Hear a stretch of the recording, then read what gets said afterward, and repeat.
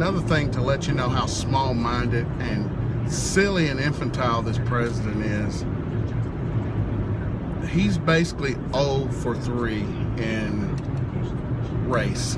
And he, in my opinion, has been the most divisive, most racist president since Woodrow Wilson.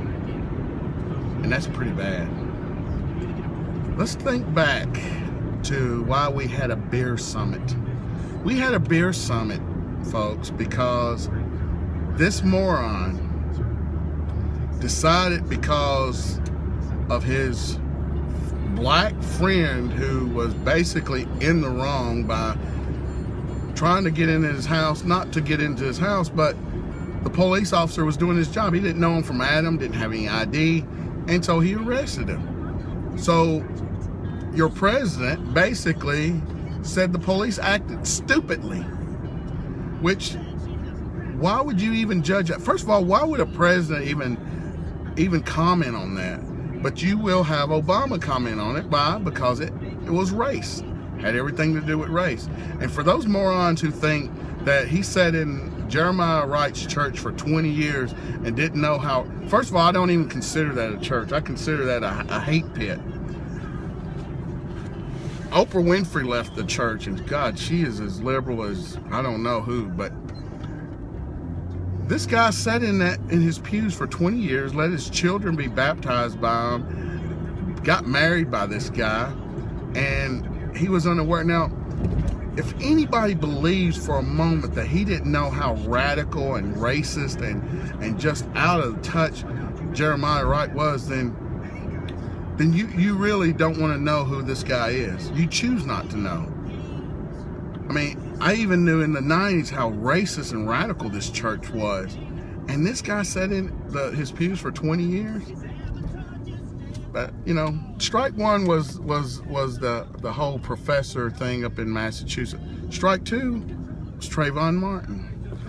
I'm just going to call a spade a spade. And people hate admitting the truth. The truth hurts a lot of liberals, and I hate to say a lot of black people that want to make everything about race. But Trayvon Martin was a little thug. Look at his background. He was a thug.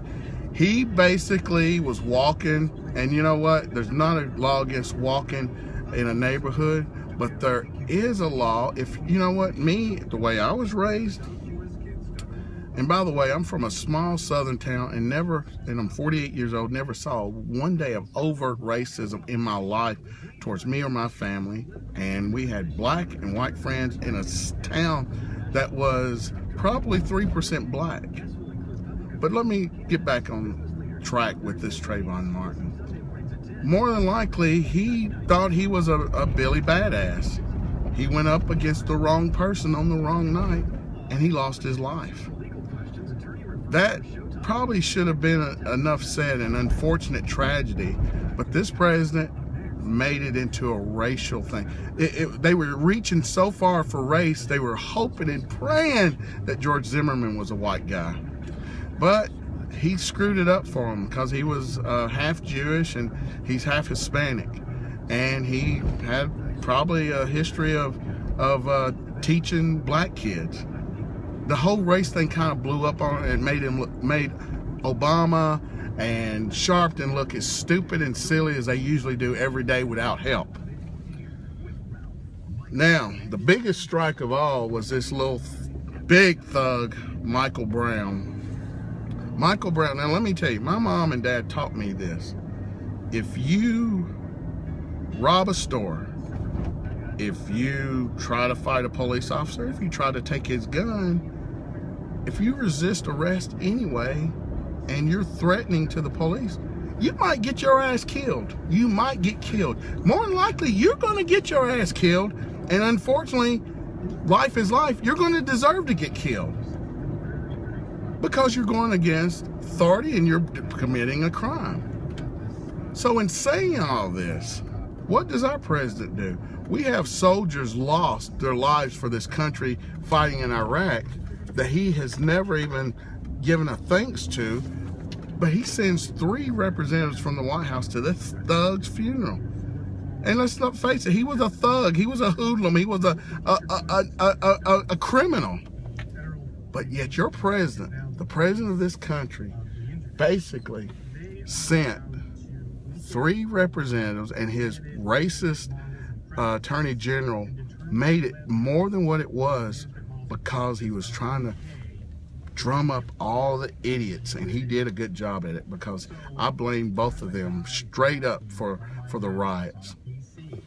So if you look at the common sense, and then the journalist K part that I really don't care for even had to admit that they got it wrong, that the evidence, the physical evidence, the ballistic, everything pointed and agreed, and the real people who saw it and told the truth, it was all agreed with the officer.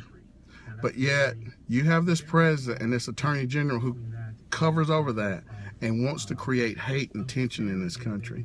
What does that say about this man that's in the White House?